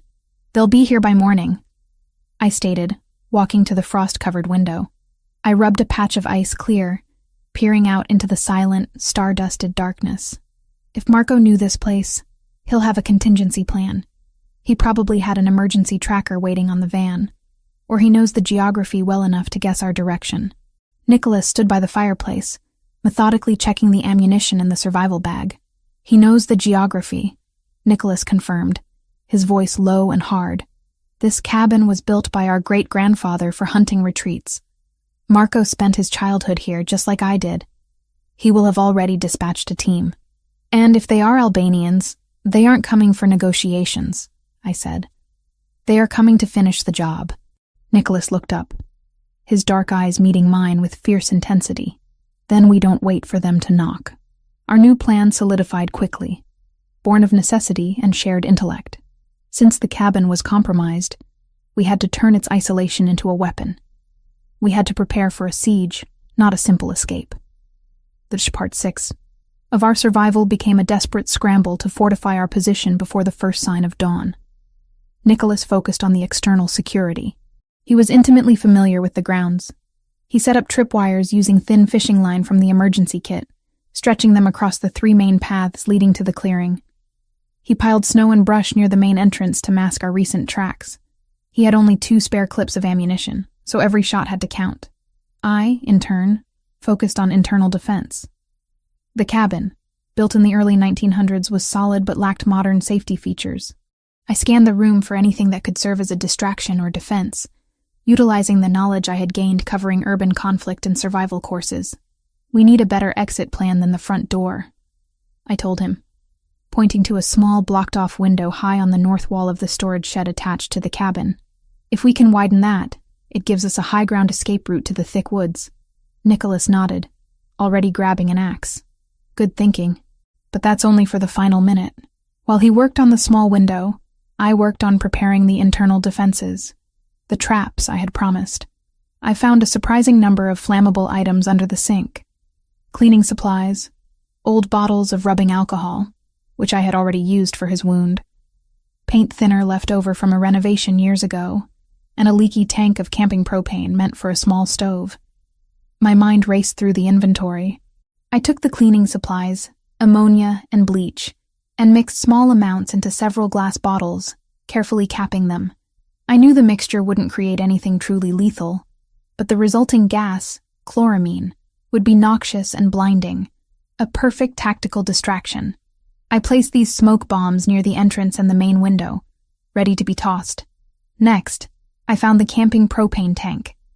It was too risky to turn it into an explosive, but the gas itself was flammable.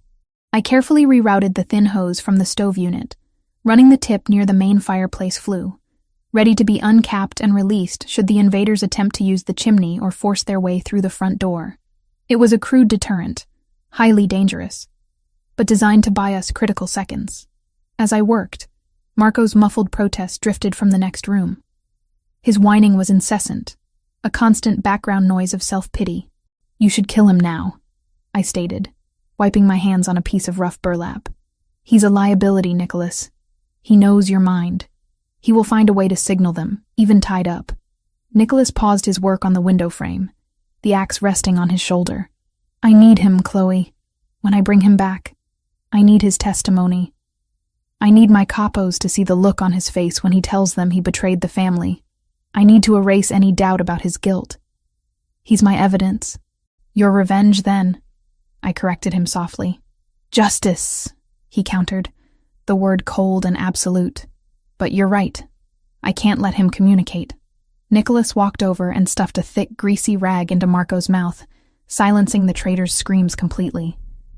He checked the ropes again, cinching them tight until Marco's face was purple with rage and terror. He then placed a large, heavy crate directly in front of the locked door, blocking it from the outside. We regrouped by the fireplace, the warmth a central pillar against the encroaching danger. The clock on the small mantelpiece read 4:30 am. "They'll arrive at first light," Nicholas estimated, checking his watch against the rising moon. "They'll think we're sleeping, or too injured to fight back. They'll underestimate us," I said, loading the last of the ammunition clips. I was surprised by my own sense of calm. The fear was still there, but it was metabolized into pure, kinetic energy. I wasn't the helpless journalist anymore. I was a functioning piece of his defense system. Suddenly, a tripwire near the perimeter snapped. The sound was faint, a dry crack swallowed quickly by the vast silence of the woods, but it hit us like a gunshot. "They're here," Nicholas whispered, his hand going instantly to his main weapon. He looked at me, his eyes wide and serious in the firelight. "Get behind the stove. Be ready to throw those bottles the moment I give the word. You are the distraction. I'm the fire." I nodded, moving immediately to my designated position behind the heavy iron stove. The floorboards creaked under my feet. I could feel the cold radiating up from the wood. I lined up the 3 bottles of cleaning chemical mixture, ready. The siege began, not with a bang, but with a calculated, silent breach. We heard the muted crunch of boots on the thick, dry snow surrounding the cabin. They weren't kicking down the door. They were moving tactically, encircling the cabin, checking the windows. I peered through the edge of the curtain, straining to see. I couldn't spot them, but I could hear them. Faint whispers in Albanian, the metallic click of a weapon being readied. Nicholas moved like a phantom, shifting from the cover of the fireplace to the cover of the wooden table. He waited until the footsteps converged on the main entrance. "Now," he ordered, his voice barely audible. I tossed the first bottle through the broken corner of the main window. It shattered on the ground outside, and a thin, acrid plume of vapor immediately began to rise. I tossed the second one immediately after, closer to the main entrance. The Albanians, thinking it was a smoke bomb or tear gas, reacted instantly. Their synchronized movement broke. I heard shouts, coughs, and the sound of men scrambling backward, covering their faces. That was Nicholas's cue. He fired 2 precise shots through the thick wooden walls near the window, aiming for the area where the shouts originated. The bullets penetrated the logs, and I heard the satisfying thud of bodies hitting the snow outside. The response was immediate and overwhelming. They unleashed a volley of gunfire aimed at the windows and the front door, shattering the remaining glass, embedding slugs into the thick logs of the cabin. The noise was deafening, amplified by the close confines of the small clearing. "Back!" Nicholas roared, pulling me down behind the heavy stove. The air filled with the stench of gunpowder and splintered wood. The cabin was being systematically shredded. We were trapped. "The propane!" I shouted over the noise, pointing to the hose near the fireplace. "Ignite the gas! Too risky. The whole cabin goes. We die either way. Do it now. The north window." Nicholas understood the desperate logic. He grabbed a burning log from the fireplace. He had 2 seconds before they reloaded and breached the door. He aimed the burning log at the small hole he had cut for the escape window. "Run, Chloe," he commanded. He grabbed the propane hose, uncapped it, and directed the gas toward the open fireplace flue, just as he threw the burning log toward the escape window. The propane released quickly, creating a volatile, invisible cloud that filled the air. Nicholas threw the burning log toward the escape window, and the flame followed the trail of the concentrated gas in the flue, creating a massive whoomp that didn't explode the entire cabin, but sent a violent blast of heat and pressure up the chimney and out the main windows. The blast stunned the attackers outside, buying us our final chance. "The window, go!" Nicholas grabbed me, shoving me toward the small wooden escape route he had prepared. He covered me with his body as I scrambled through the newly widened hole. The wood scraped my skin, tearing the soft cashmere of the sweater, but I was outside. I landed in the soft, deep snow, my body sinking up to my waist. I quickly turned back. Nicholas was right behind me, but he paused, pulling the pin on a fragmentation grenade he had found in the survival kit. He tossed it back into the burning cabin, just as he dove out the window. The grenade exploded seconds later, turning the small cabin into an inferno. The heat of the blast pushed us both forward, sending us tumbling down the slight incline toward the cover of the thick pine forest. I hit the ground hard, my breath knocked out of me. Nicholas landed beside me, his good arm immediately gripping my shoulder, checking if I was hurt. The Albanians were screaming, confused by the double explosion and the sudden inferno that had engulfed the cabin. They hadn't expected us to use their fortress against them. "We have to move," Nicholas gasped, pulling me to my feet. He was bleeding slightly from the wound, the adrenaline of the escape straining the closure I had provided. "Marco," I exclaimed, suddenly remembering the traitor tied up inside. Nicholas didn't even look back. He made his choice. He's finished. The absolute finality in his voice confirmed the fate of his cousin. We ran, sinking deep into the virgin snow of the forest, using the massive dark pines as cover. The glow of the burning cabin behind us was the only light. Nicholas was struggling, the cold and the exertion making his wound throb. I took his weight, wrapping his good arm around my shoulder, dragging him forward. He was heavy, but my adrenaline gave me impossible strength. "Where are we going?" I panted, my lungs burning in the icy air. "Deeper," he struggled to say. "We run until we find a signal. We run until we are completely out of range of their search grid." We were moving further and further into the desolate, snow-covered mountain range. The warmth of the cabin, the tenuous security we had built, was gone. We were back where I started, cold, running, and utterly dependent on pure survival instinct. The blizzard, our enemy in Part 1, was now our silent accomplice, covering our tracks. I looked at Nicholas, his face streaked with soot and exhaustion, leaning heavily on me. The powerful MAFIA boss who had carried me to safety was now relying entirely on my strength to move forward. "I can do this," I whispered. Not to him, but to myself, focusing on the rhythm of my labored breathing. "We can do this." We ran until the burning glow of the cabin was reduced to a distant, flickering ember, swallowed by the vast, hostile wilderness. The threat was still very real, but we were alive, and together. The fire consumed the old hunting cabin swiftly, turning the Verziani relic into a beacon of orange light against the pre-dawn darkness. The fierce heat pushed us forward, covering our desperate retreat into the pine forest. Nicholas and I ran until the flames were just a flickering memory on the horizon, until the only sound was the rasping of our own breaths and the crunch of our boots on the untouched snow. I had Nicholas's good arm draped across my shoulders, taking the majority of his weight.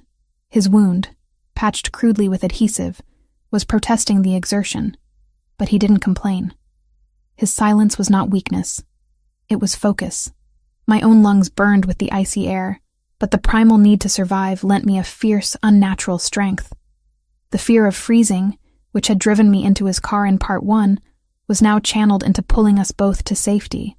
We ran for what felt like an eternity, crossing frozen streams and scrambling over snow-covered fallen logs, until we reached a high ridge where the trees thinned. We collapsed there, out of breath, hidden by a thicket of scrub pine. "We stopped," I gasped, tasting copper and pine in my mouth. "Too slow to run, too exposed to stay," Nicholas managed, his voice a low, ragged rasp. He slid down the trunk of a tree, his head resting against the rough bark. He closed his eyes for a moment, marshalling his strength. "We need to contact Marco's successor, the loyal ones." This was the core of Mjolnir. Part 7.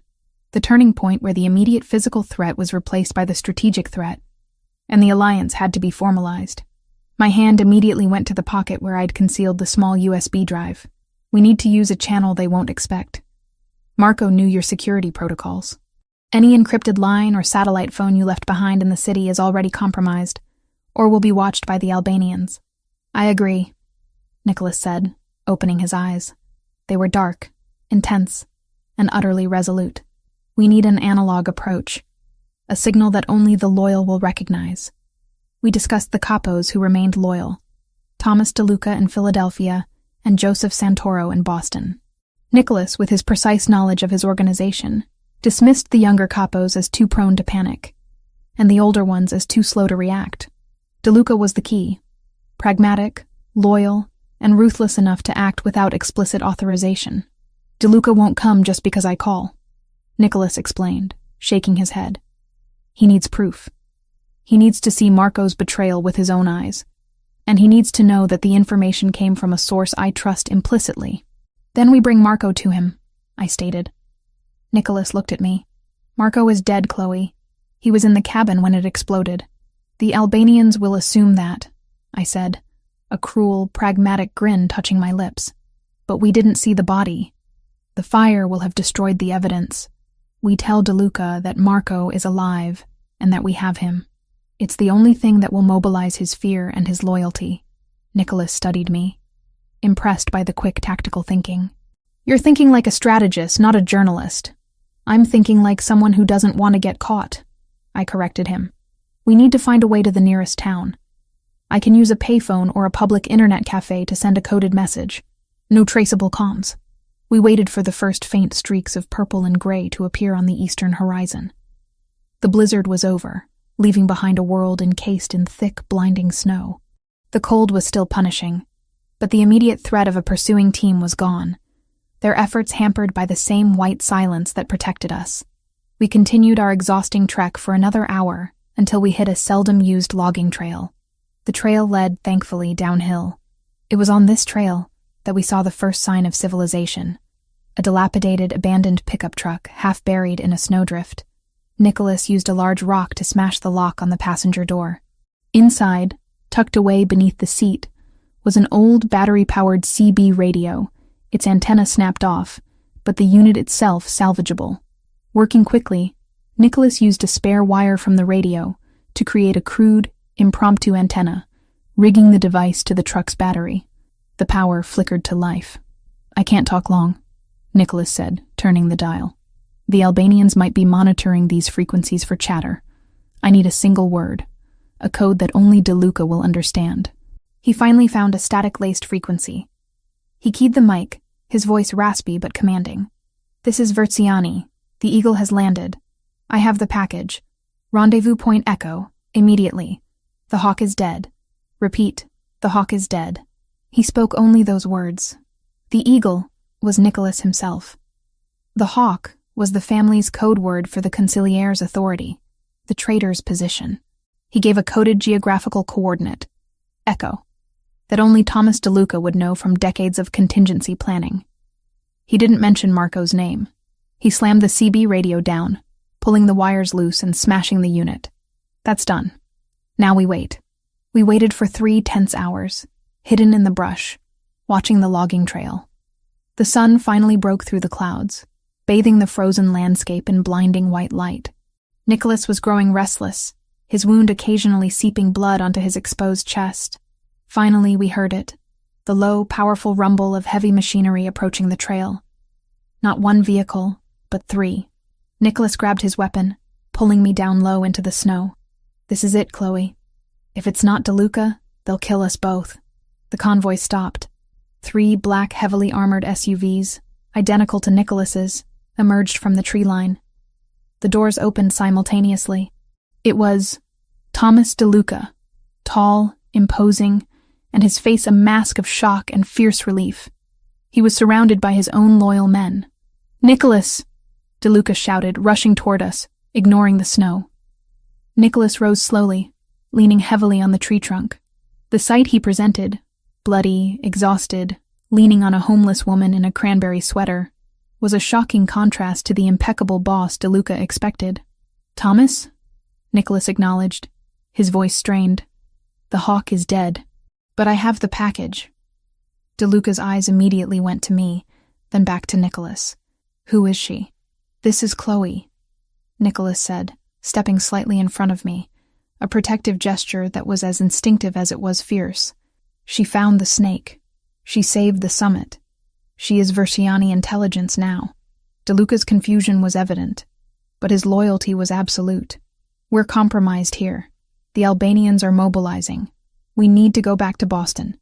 Santoro is waiting." "Before we go," Nicholas said, pushing past me, walking toward the logging trail. "I need proof." The moment was taut with drama.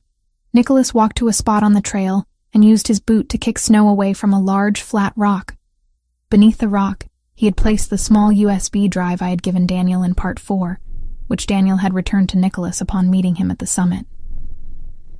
"This drive has everything," Nicholas said, handing the drive to DeLuca. "The transfers, the communication logs. It links Marco's account directly to the Albanian network. He sold us the moment I was elected Don." DeLuca took the drive. The weight of the tiny object seemed immense.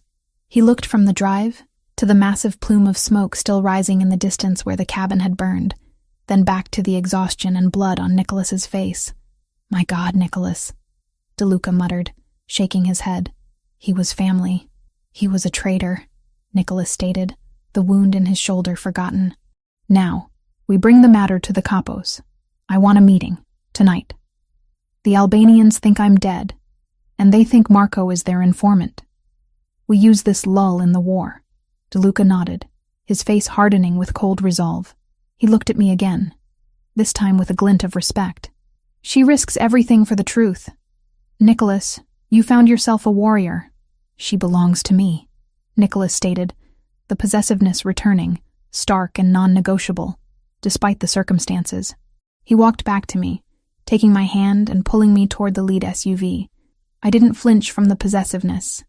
I accepted it. In this world of chaos, his control meant my security. I had found the largest, fiercest predator in the jungle, and I had proven my worth not by submission, but by skill. I had earned my protection. I climbed into the back of the armored SUV, the heavy door closing with a solid, reassuring thud. Nicholas climbed in beside me. DeLuca took the front passenger seat. The convoy began its long, careful descent toward the main highway, leaving the desolate logging trail behind. I leaned back against the plush leather, exhausted, but supremely alive. The war wasn't over, but the battle for control of the Versiani family had just been won on a freezing, snow-covered ridge, thanks to a woman who had broken into a car for warmth and a journalist's memory. The Albanians were now scrambling, unsure if their traitor was alive, and unaware that the man they thought was dead was preparing his final counterattack. I looked at Nicholas. He was staring out the window, his hand resting on his thigh, the knuckles white. He turned to me and gave the faintest, briefest nod of acknowledgement. We were safe. The next phase, the inevitable reckoning, could now begin. The air in the penthouse office was thick with the scent of ozone and freshly printed paper, a distinct contrast to the cold, pine-smoke-laced air of the cabin 3 months prior. The blizzard had long since melted, leaving New York City bright and bustling with the aggressive energy of a late spring. I sat at a custom-built, crescent-shaped console in the East Suite office, now formally designated the Versiani Strategic Intelligence and Media Command Center, my domain. I was no longer Chloe Evans, the homeless, desperate journalist. I was Chloe Evans, Director of Strategic Intelligence for the Versiani Corporation. My life had transformed from a constant struggle for survival into a meticulous exercise in managing power. My days were no longer spent chasing deadlines or avoiding eviction, but coordinating international data streams, monitoring rival organizations, the Russians, the Sinaloa cartel, and, most importantly, insulating Nicholas's legitimate businesses from any unwanted government scrutiny. The past 3 months had been a relentless, strategic blur. Nicholas, having used the evidence from the USB drive to expose Marco's betrayal, had convened an emergency meeting with his loyal capos and the heads of the other families. The sight of a bloodied, furious Nicholas Versiani presenting irrefutable proof of the Albanian-led assassination attempt, all validated by a civilian witness, me, had galvanized the commission.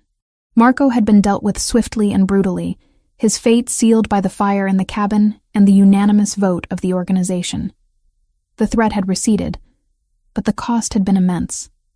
Nicholas had spent weeks restructuring, eliminating the cells Marco had compromised, and establishing me as his new consigliere of information.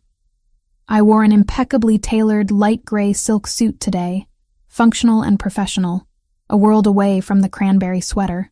I finished reviewing the latest report from the Chicago operation, a complex land deal that Thomas DeLuca was managing, and placed the tablet down with a decisive click. My eyes, once perpetually shadowed by exhaustion, were clear and sharp, focused by my new purpose. I had not become a trophy wife. I had become an architect of his empire's defense. The door to the inner office opened, and Nicholas walked in. He was, as always, flawlessly dressed in a navy suit, his expression composed, but a subtle exhaustion lingered around his eyes. He had been in meetings since dawn, dealing with the political aftermath of the summit attack. "Problem?" I asked, rising to my feet, already moving toward the war map display. "No problem you haven't already anticipated," he replied, running a hand over the back of my neck. A brief, familiar gesture of possessiveness and intimacy. "DeLuca is requesting clarification on the zoning permits. It's on your desk." "It's already flagged," I confirmed, tapping the screen. "He needs to cite Ordinance 407. I wrote the memorandum this morning." He glanced at the screen, a faint, genuine smile touching the corner of his lips. The smile was rare, and when it appeared, it was always directed at my competence. "You run this side of the house better than I ran the whole thing, Chloe."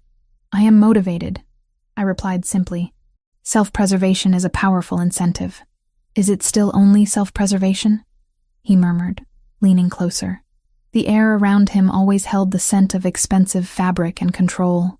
I looked into his dark eyes, acknowledging the question. Our relationship, born of crisis and fire, was not typical. It was a partnership of equals, albeit one governed by his overarching power. The passion was undeniable, intense, and fueled by the adrenaline of shared survival. But underneath the desire was respect.